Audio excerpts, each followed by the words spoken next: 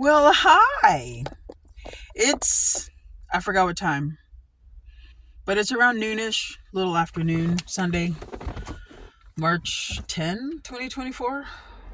In my car, as you can see, because this is where I hang out. Cars and buses, so there will be that background noise. I think part of my video activity here on my channel is going to be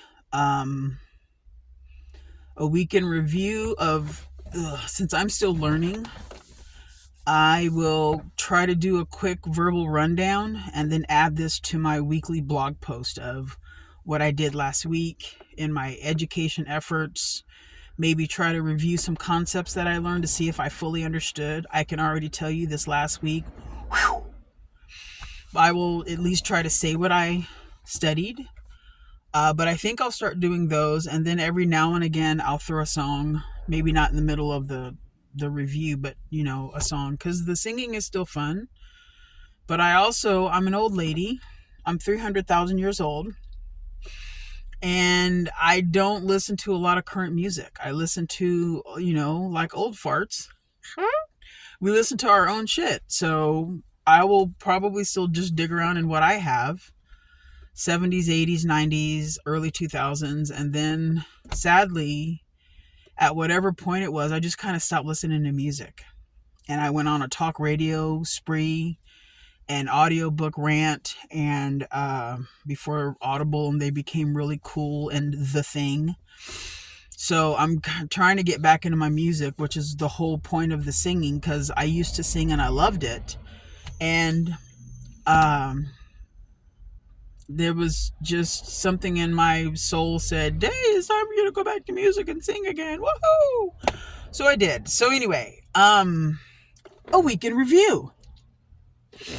So this last week, I got back on track, kind of, after a 2-week absence from my rheumatoid arthritis, flaring, brain fog, pain upon pain, misery. Back with Professor Messer and his free video course. Go find him on YouTube, MESSER.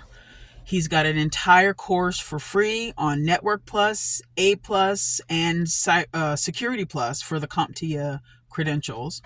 I am gunning for the Security Plus. However, not being an IT nerd from birth, I need the A Plus foundation. I need the Network Plus foundation. So I'm going through those videos. I did A Plus. And I mostly listened because it is pretty basic. The one test is all hardware, so plugs and cables and machines and screens. Hey, that rhymed. And things. That also rhymed. And then core 2 is more operating systems. And it actually hits on some security topics, which I didn't know. So that was kind of cool. I can run through those again. The fun part is them being free and on YouTube University for the win. Those being on YouTube, free. Go, baby, find it, watch it, repeat watch it, which I am going to do with the network because, wow. The last thing I remember from before the rheumatoid phase, the haze of pain, was subnetting. We had hit binary math, and he was explaining, and then we hit subnetting masks, I think. And I was like, okay, well, that seems pretty simple. And then we started talking about a whole lot of other stuff, and I really just, I don't get it. So I will have to, if I don't do the whole course again, I'm definitely doing this section again. And then my network nerd friends have directed me toward, there's some guy out there named Sunny. He has a YouTube channel, and he talks about subnetting. And I forgot the name of the channel, but I found him. I have him. I subscribe to it. So I will look into that, and hopefully he can break it down further, because when I have multiple people explain things to me, it helps it make a lot more sense. Because if I hear you say it this way, and then he says it this way, and then she says it that way, I can take those three and compare it to stuff that I have from my 300 years of experience in life, just life in general. I use my years as a teacher. I use my years as a medical coder. I use everything I learned through those two experience adventures and try to compare what I'm learning now with something from back then. Helps it stick better for me. Maybe that'll help you too. I don't know. But so it turns out, now that I'm thinking out loud, I don't remember anything from last week. Well, because it didn't make a lot of sense. So of course I don't remember it. It's just, it was very confusing to me. So I'm going to have to backtrack about a week's worth of videos. Because I try to do 30 minutes to an hour of Messer videos when I come home from work while I'm riding my little desk bicycle. It's good for my knees. So I'll just have to backtrack those videos and redo it. Maybe now, maybe after I just run through it and then just loop back and come to it again. But anyway, after this, I will move on to Colt Steele on Udemy, or Udemy, however you say it. I like him as a teacher. I took a programming class for JavaScript from him, and that was great. I like how he teaches. If you like him, yay. If not, that's great. There's a lot of other teachers, but I like Colt Steele. He's a little goofy, kind of makes fun of himself. Silly little jokes about his cat or his puppies or his chickens or being in San Francisco or whatever. But I like how he teaches. So I will, he has a class. I have several of his classes. I have, a Python course of his that I will go through, but right now after I finish with Messer and his networking, Linux is next. And I bought a machine months and months ago just for Linuxing. That's not a real word. I will learn the Linux on this. Hopefully it works on this. It's an older machine, of course, but we'll see. So that's that. And then I think after is going to be PowerShell scripting. And as I go through both, I am going to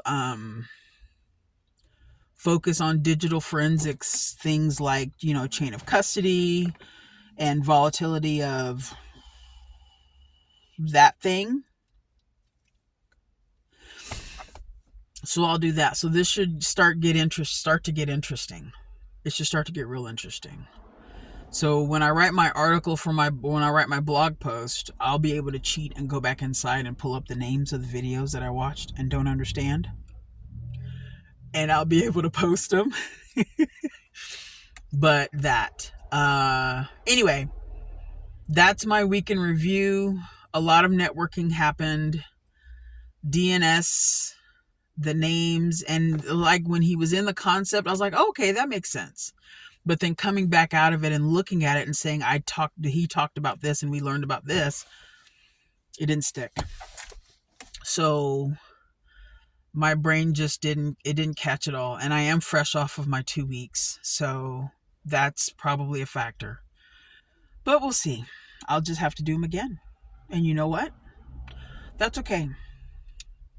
So the other thing I have is, for those of you who are older, hashtag team old heads, hashtag team the olds. And I count old as I don't know. All I know is that I'm over 50. I'm 51. So that's, for me, that counts as old in this field. Sometimes it just might take us a minute longer. And you can only do what you can do. So I am lucky and blessed that I am not in the 3-month to 4-month race that most everyone is in. I need the security plus. I need to get a cybersecurity job. That's not me. I lucked out. I was able to get my footing through the GRC pathway. If I haven't told my story, then I'll tell that story now. And then you guys can decide if you would like. So with cybersecurity, there are 3 main pathways, main. You can always branch off, offshoot, design your own. Number one, team red team, attack. Pen testers, ethical hackers. They go and they attack digitally, sometimes physically, see if they can break into a place. This really cool, super smooth, sweet talk your way through the front gate, see if it works. Digitally, test the systems, surveil the systems, and see if you can find a vulnerability and sneak your way past digitally. See if you can tailgate your way in through the front door. Swipe someone's security badge. There's some really cool. The first episode of Darknet Diaries I had ever heard was of a pen tester who was contracted to exploit a bank in Lebanon. I think it was Lebanon.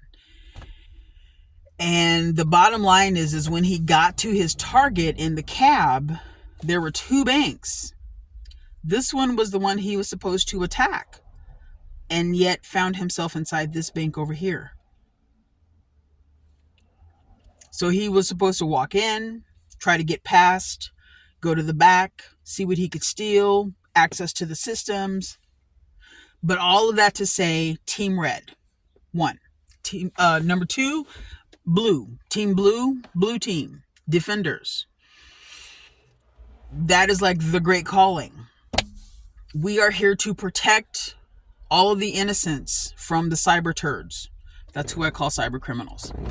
All the cyber turds out there wanting to attack and exploit and steal and spy and pilfer and exfiltrate and blah, blah, blah, all the bad things. Team Blue defends. They stand on the front lines. They are the EMT of the digital sector. So someone gets popped, someone gets breached, someone gets compromised. Here comes Team Blue. Their job is to prevent that from happening. But let's just face it. At some point, somewhere, someone's going to get hacked. You could say at some point, somewhere, all of us are going to get hacked in one way or another because social engineering sucks. So Team Blue, you defend. You sit and you wait for an incident to cross your desk, and you can't actually call it an incident. You can call it like an event or an occurrence. You have to use their vernacular. But you watch and you monitor and you prevent. And then when it does happen, when you get popped, when you get compromised, you go into active shut it down mode. So that's digital forensics incident response part of Team Blue. DFIR, differ. Digital forensics, DF, incident response, IR. So that's the team that gets in, they stop it, and then they figure out how it happened, and then they work to fix it and make sure it doesn't happen again. And then you're back on Team Blue, defend, monitor, watch. The third is Team GRC, governance, risk, compliance. If you have ever heard of a policy, if you have ever heard of policies and procedures, that is Team GRC. Most cybersecurity professionals out and about in the realm will say, help desk will get you in because it will. That's just facts. Help desk is probably the best, potentially easiest way, particularly if you want a more technical job. However, for those of us whose technical chops may not be up to scratch, up to par, not yet. They will, just not yet. GRC is an excellent way to get in. Auditors, security awareness analyst, vulnerability assessors analyst, anyone who is going to be relating their work to policies, procedures, the rules, what you can do, what you cannot do, all of those things, the blah, blah, blah. That's GRC. That's the route I took. I didn't want to be the 50-year-old on the help desk trying to help people figure out their computer shit. I didn't want to do that. Being the old lady, I've decided that my customer service days, I'm done. I've done those. I have friends who are on the help desk, and I hear their stories, the good ones and the bad ones. And it is lopsided. There are much more, because typically, your computer breaks, who do you call? IT, help desk. And people sadly lose their shit with the help desk people. And that's really not fair. It's not their fault. So if you are not on the help desk, please don't take your frustrations out on your help desk IT peeps, because they are there to assist. And if they ask you seemingly stupid questions, that's what they're trained to do, because a lot of the times those stupid questions will actually fix the problem. When they say turn it off and turn it on again, literally because it works. That's why. Is it connected? Literally because that's a problem. That's if it's not fully connected, of course it's not going to work. So they ask those basic simple starters because those usually clear the issue. They clear the problem. They fix it. So when they start saying, did you do this? Did you click here? Did you do? Please don't. I did all of the basic steps. And sometimes try it again. You go to the mechanic, your car's been making a noise, and you get to the mechanic and nothing. So you get on with the IT, your computer's been doing this thing, and next thing you know, you're on the call with the IT and it doesn't do the thing. They clear it somehow. Magic. Who cares? Do a happy dance, say thank you, and I will get back to work. You get back to your day as well. My point, be nice to the IT team. So, Team 3, GRC, I got a job as an auditor. I lucked out and got auditor level 1. You need 0 experience to do this job. You will learn how to do this job. So my first audit took 6 months. That's really long. It's not good. But as my first audit, it's okay. It's expected. It's now it's like 99% finished. I have a little bit more paperwork, but learned how to write a report, learned how not just to use professional English, but use audit professional English. Very objective. I also had to learn how to come away from my medical English. When I worked in medical coding, the doctors don't have time for this, that, because is due to they do a lot of truncated English. They speak, it's like, look, I need to get the information right now because I ain't got time. Just spit it out. And so as many words as you can cut from a sentence, do that, and then I'll take it from there. Unfortunately, that was my last adventure. Those writing and thinking practices are still in my head. So I still kind of write like that. I take out a lot of and, this, that, the, these are, I cut a lot of that out because I'm used to it. So I'm having to come back off of that habit, which is difficult because I don't think about those anymore. But also learning how to interview people. It's not customer service, it's interviewing. And to me, being an auditor feels like kind of like a teacher, kind of like a police officer, or not a police officer, but a detective. So any crime show, they come in after the crime.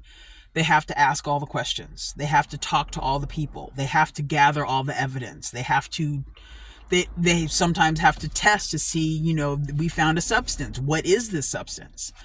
As an auditor, I take a checklist or a set of rules or a rubric, go into a department and say, okay, so according to your department, you're supposed to follow this set of rules, these rules or controls. So you're supposed to follow this set of rules. These controls, are you? Yes? Okay, great. Awesome. Can I have proof? Oh, sweet. A screenshot, a copy of an invoice, a copy of this, blah, blah, blah, blah. Awesome. Checklist. Proof is here. Documentation. Got it. Awesome. Have a nice day. Here's some cookies. Maybe not the cookies. Anyway. Okay, here are these rules. Are you following the rules? No? Okay, why not? What happened? Did someone get replaced? Did, the position is vacant so no one knows to follow these rules? I mean, what's the deal? And I don't care one way or the other. It's just my job is to check, are you following the rules? Yes or no? That's it. Sadly, people are really mean to auditors. So we'll see how this goes. Anyway, those are the three main branches of cybersecurity you can get into in case you're interested. And the help desk, almost all help desk jobs are going to require that you have the CompTIA, company name, A+ certification, which is 2 tests. One is hardware, the switches and things, cables. The other is the software, but operating systems. And then if you want to go into network administration, you would want to look at either the CompTIA Network Plus or the Cisco CCNA. I don't know what the CCNA stands for. Network Administrator or something certified. Blah, probably a certified Cisco Network Administrator, I'm guessing. Please fact check that. I don't remember. Cisco, the CCNA is focused only on Cisco. Network Pluck Network Pluck is for everyone else, and it doesn't matter. However, the Network Plus is a good foundational layer of information if you're not sure. Or if you're like me and you just need that information and you don't necessarily need the Cisco specific info.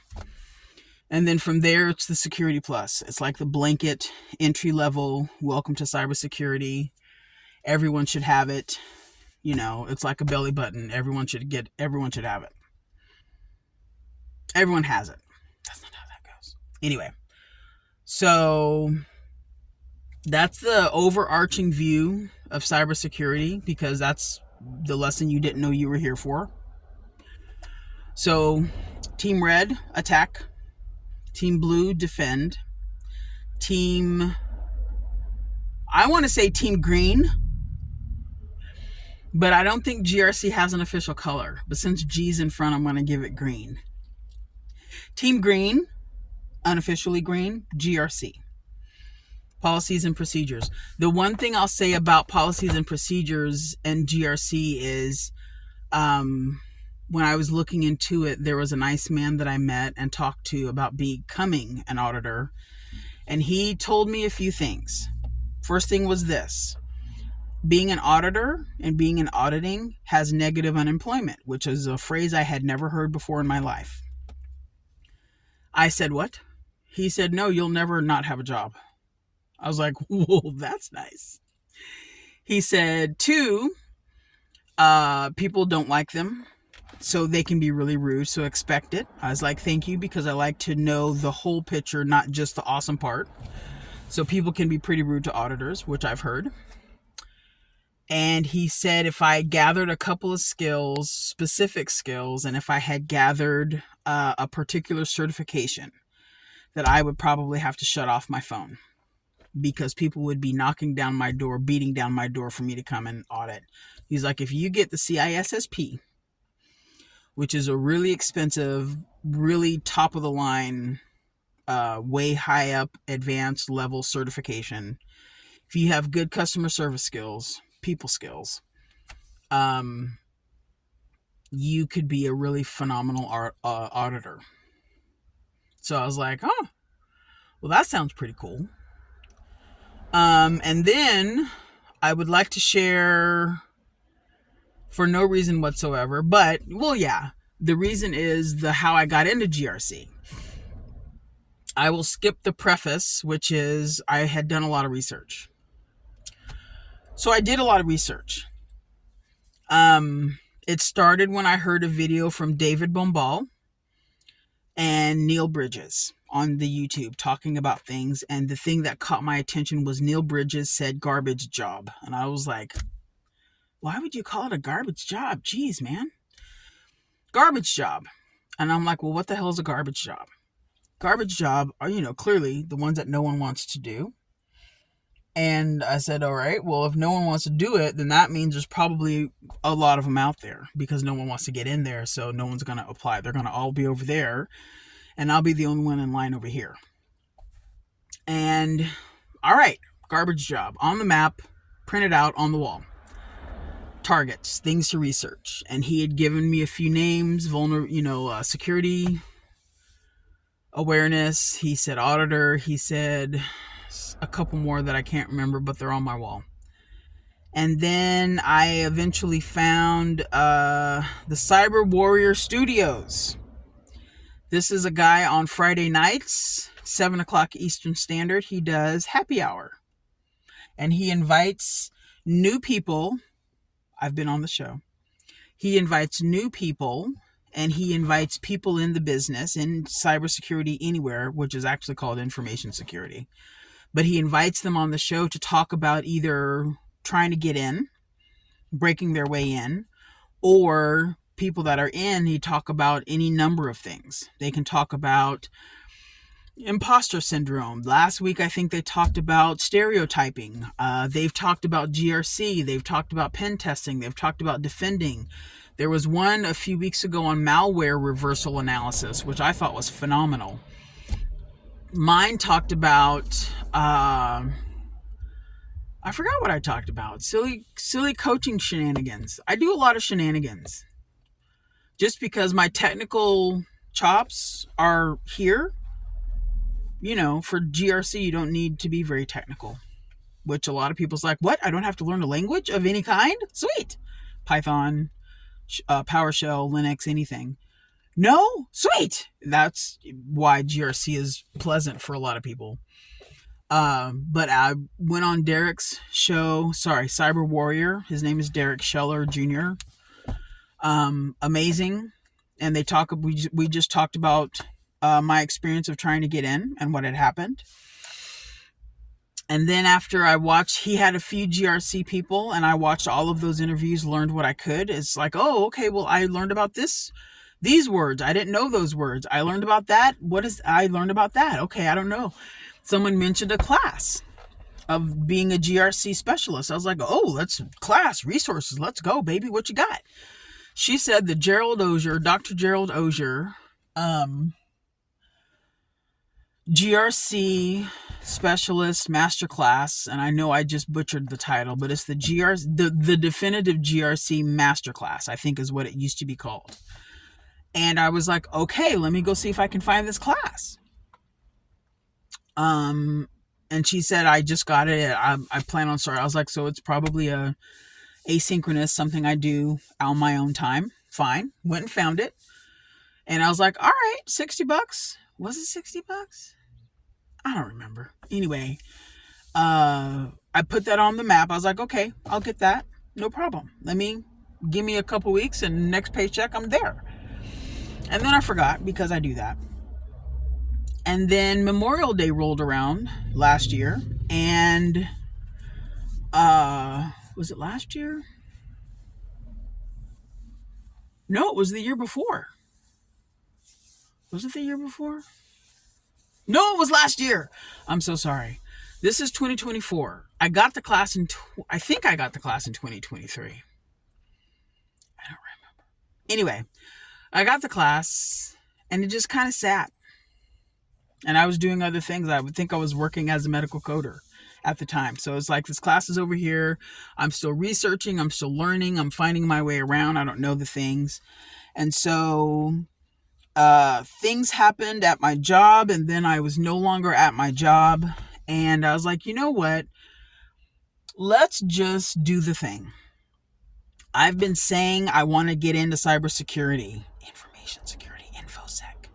I've been wanting to get into cybersecurity since for however long it had been. So let's just do this. So June, I do remember that, June 2023. I think it was June the 2nd, maybe, but it was basically the month of June. This is not your standard story. This will probably not happen to you, but it could, but it probably won't. So please don't go, this is not the infomercial. The class is phenomenal. I recommend Dr. Gerald Auger's GRC Masterclass. Get it if you're interested, do it, absolutely. But my results are incredibly atypical. June 2nd, let's say, I think it was the 2nd. I took a week and finished the course. By the end of that week, no, not the end of that week. The second week, I started redoing my resume. And then I think I went back and finished doing some of the labs. His course has a handful of labs.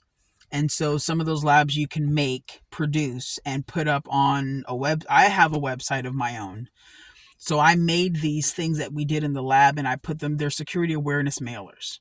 And I put them on my website and finished those. And then he also provides resume bullets so you can update your resume. I did that. So week number 2. So if I started on June the 2nd, so we're on June the 9th, week 2. Redid my resume. I literally applied to all of the jobs in the city. And some that are outside of the city. And some, I am in New York City. I want to leave New York City soon, but don't tell. I am in New York City. So I applied to, of course, New York City, and then a couple that were close to Connecticut, and then a couple headed a little like over into Jersey, and, just in the region. I blanketed the region with my resume. By the end of the week, I got an email for an invitation. Would you like to interview? Hell yeah, I want to interview, bro. Let's go. So, end of week 2, invitation for an interview. Week 3, I am still sending out resumes. I am still looking at resources. I am still researching into GRC, into frameworks, into all the things. The interview was week 3. It was the Friday. So what are we on? The 2nd, the 9th, what's 9 plus 7? 16th? The end of the week of the 16th. On that Friday morning at I think 10 o'clock, we had our interview. We had story time. I don't think I've ever prepped as hard. The only time I have prepped this hard for a thing, I was back in university in Abilene, Texas, and it was my anatomy and physiology course. I had never studied so hard in my life. All the muscles, all the tendons, all the cartilage, all the bones, all the scientific and chemical properties, insertion points, attachment points. That was the last time I studied that hard. Studied that hard for this interview. And the fun part was, didn't use any of it. Oh God, Jerry Ozier has so much wonderful information. And one of them was prep for your GRC interview. And he did a video with Erica McDuffie, who's another GRC name. Very nice lady, dark hair, dark glasses. It was a great video. Talk about this, frame it like this, say it like this. If you don't know, say that, and then follow it up with this, and you do this. And you do Oh, man, I got in my interview, and I might as well have been back in 1985. The one I was ready. They're like, have a current story on hand to be able to talk about and explain, and to have your portfolio ready to talk about and explain, and say you don't know and ask if you can learn it on the job, or ask if it's something you get to learn on the job, or you need to learn before you get the job, or all the things. I swear, man, I got hit with the what's your greatest strength and what's your greatest weakness. Oh my God. So if any of you watch Friends, and I know this video is long, so I'm going to cut it off here soon, but if any of you have ever watched Friends, Joey is not the brightest bulb in the box. We love him. He's adorable, and he's there for his friends. But mentally, Joey was not always as book smart. He was pretty street smart, though. I can't remember the episodes. Like the New Year's Eve episode, when he arranged for Chandler to kiss Monica, and he kissed Rachel, and then Phoebe kissed Ross. His little quick talking to arrange all that, brilliant. I had never in my life thought so fast on my feet. She said, "What is your greatest weakness?" And I was like, panic. I was like, quick, you gotta say something. And I guess she liked my answer. I said that I provide too much information, because I do. I have been known that when someone on particularly LinkedIn says, "Hey, do you know?" Oh, do I? Are you ready? I'm gonna back the dumpster truck up because I got all kinds of information. I don't sleep a lot. I research on it online, and you know how you're up in the middle of the night and you're scrolling, or you're on a mission to learn about a thing. And so you start researching and researching, and you just collect website after newsletter after book after resource after resource.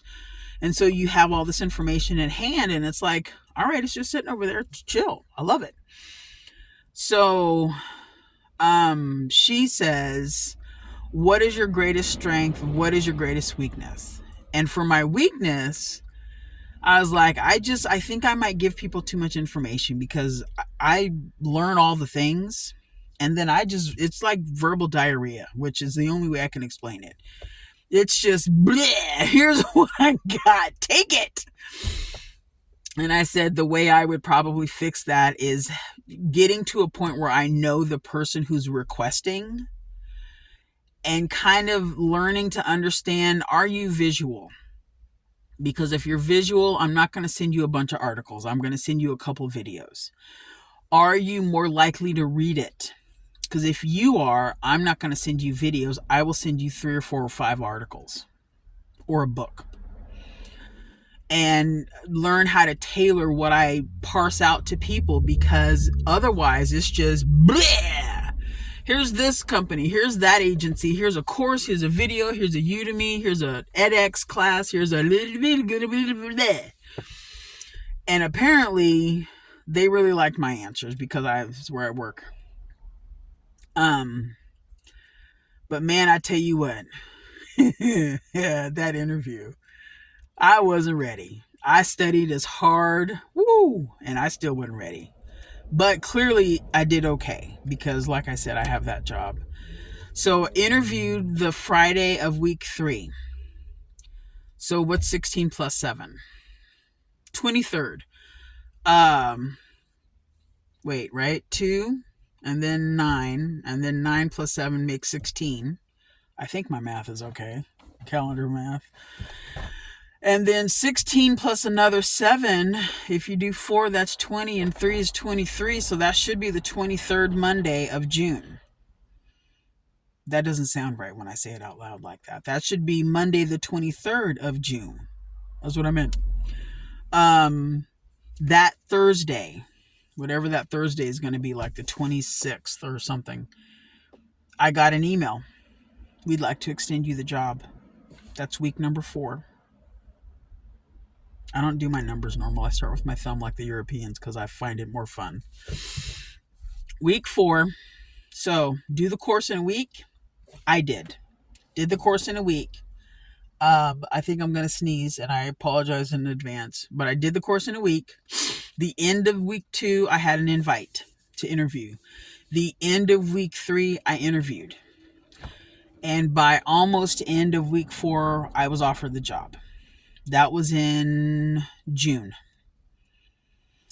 And then the longest part of it literally was my background check, because I didn't start work until August 24th.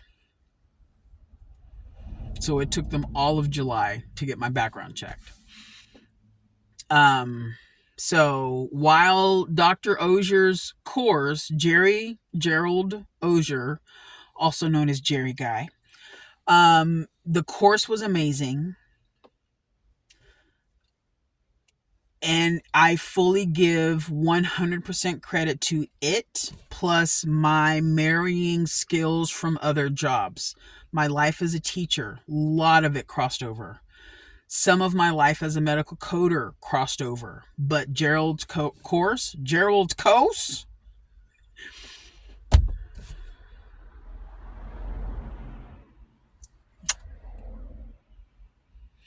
So, between that and the resume redo and the things, yes, Gerald's course, Jerry's course, Dr. Ozier's course got me in the door. That is why I am thankfully not in a rush to do the Security Plus, which rhymes. I'm taking my time, which also rhymes. And making sure, because a lot of people, some people want to learn the info to pass the CERT exam. That is not me.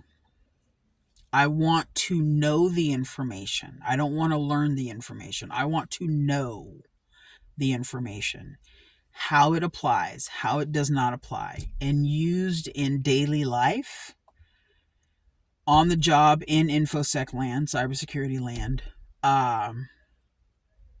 so that I can be really good at my job. It's not just so that I can, yes, of course, I want to pass the test. I want the certification. I want the credential. But I don't want to learn the information in a way that it's in my head, take the test, and now what was that all about? What did I do? I don't want that. I want that to be much more saturated into my mind and much more a part of how I operate on the job. So I am taking the scenic route. And sadly, my scenic route has been much more scenic since my illnesses have decided to become a lot more active.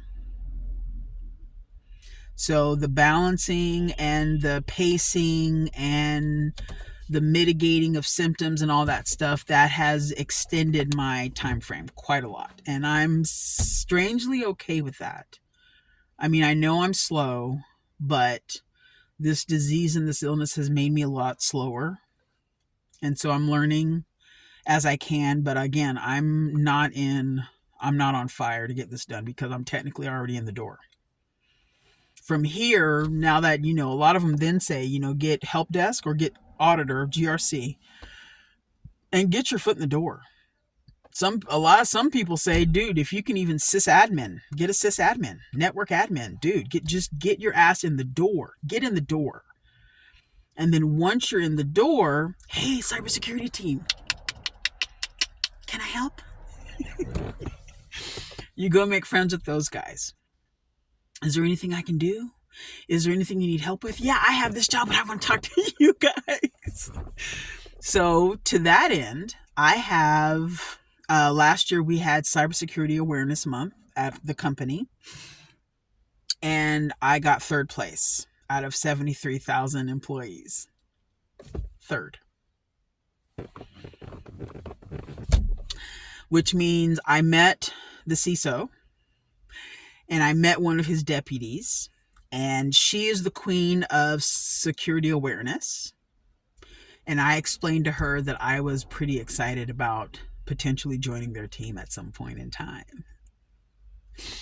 So that just means she knows my face and my name.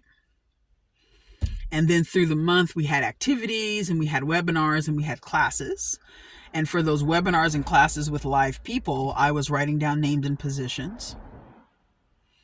Because as the new year struck, I've been asking different people, Professor Roger, Kevin Foster Jr. Sr., that's a long name, Gerald Ozier, and like DJ BSEC, and people in the chat of the Simply Cyber community who are awesome. I think Casually Joseph might have answered me at one point. It's like, bro, which is not how I ask questions, but still, bro, what should I do next? I'm going to do A+. I'm going to do not the cert, just the course. I'm going to do A+, then Net+. Should I learn Linux next? Or should I learn PowerShell next? So to the networking part, I reached out to a couple of the names from the live webinars It is almost 45 minutes, and I'm going to cut this off, which I already said. I know I lied. Sorry. I reached out to a couple of the names on the list from the webinars for Cybersecurity Month at my job. Hey, my name is. I currently do this, but I want to do that with y'all, particularly DFIR.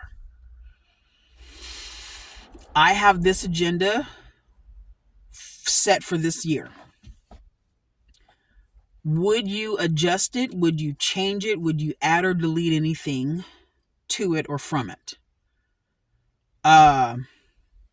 Sorry. And any other thoughts you might have that are helpful, I would appreciate it. So these two guys responded. One of them was like, "Hi!" The other one was like, "What's up?" That's literally the tone of their messages. It was awesome. But the first guy, who I think is more of a contractor, who is like a long-term or permanent contract under my company, but he's still not an employee of the company. He is a contractor, was the most forthcoming and said, hey, do this, go do that, go do this, look at this. I would rearrange those two over here, and then I would look at this and incorporate this over here. And a lot of great information. The other guy was like, "What's up?" He works for the same company as I do. And he was like, I agree with what this guy said.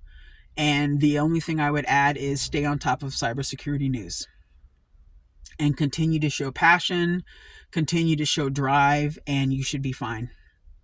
And probably in no time at all, we'll be welcoming you on the team. So, of course, I have to learn how to do whatever the job is that I want over there. But those were all very encouraging. I think the first guy, the contractor guy, I'm not going to share names. The contractor guy offered a book, immediately purchased. And, but yeah. Oh, and be sure to reach out if you have any other questions, which I will. Try to just stay on their radar. Maybe a question every month or so, 4 to 6, maybe up to 8 weeks. Just, hey, I was working through this, I was working through that, I was wondering, could you give me any insight on? Just to stay on the outskirts of their radar. So once you get in the door, that's what you do. You do something along those lines. Whether, like, I love my job. This is my current problem. I love the auditing. I don't know why. It's something in my head. I still want to join Team Technical and join the DFIR, something about OSINT, something about threat hunting. I'm not quite sure. And now that I've had to do this research, I may want to look into ICS SCADA. I'm sorting that out. But like OSINT right now is like one of my favorite things. It's just, OSINT is fascinating to me. And if you don't know, OSINT, OSINT, Open Source Intelligence. Basically, shit you can just find out there that's public and available for anyone to go look at it. Fine. All social media. Auto registration. Google Maps. Alternate versions of Google Maps. Voter registration. Things like that, where I can go find your name, your phone number, maybe not your phone number, but your name, your address, get me on a Google map or alternative version, see if there's a car in your driveway. Auto registration.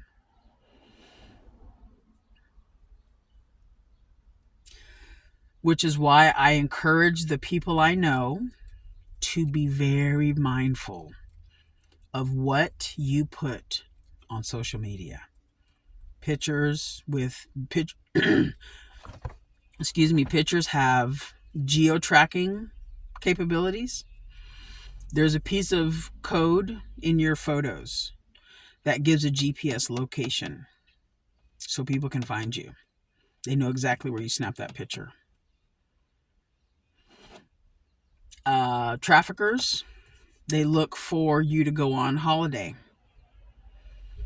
Oh, gone. Okay. Oh, 17-year-old child left at home. Okay. All I'm saying is I call them cyber turds for a reason. They are called cyber criminals for a reason. So it's called the dark web for a reason. So please be careful of what you post online. Please, anytime there's those auto updates, do it. They're a pain in the ass. I know. I hate it. Do it. Multi-factor authentication. Please do it. Passwords. Please get rid of them. Please change it to a password sentence or a pass key or maybe a fingerprint. I don't know if you want to.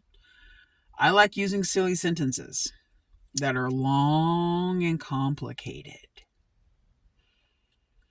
Those are harder, but the sentence for me makes it easier to remember. And then you just have to remember where you put the symbols, like the $, the exclamation point, all the punctuation. But sentences, multiple words, if the system lets you use a space, so it's like a regular sentence, even better. Keep your stuff secure. Keep your loved ones safe, because the cyber turds, they are... The one thing I've learned is those people in movies that we laugh at, the tinfoil hat wearers, there's a reason why. There's actually legitimate reasons why. So, be safe online, secure your stuff, patch your devices so when your Google or whatever your web browser says needs to relaunch, whenever your tablet or your phone or your laptop or your desktop, whatever, when it throws that little pokey dot, the orange that says needs to update and restart, do it. Close all your shit, save all your shit. Please hit restart because it's patching. The problem is likely there has been something exploited. And when they say, hey, we need to relaunch it because they found a patch and a fix for that problem. So the longer you let it sit, the longer you're going to be vulnerable and potentially popped. So patch it quickly.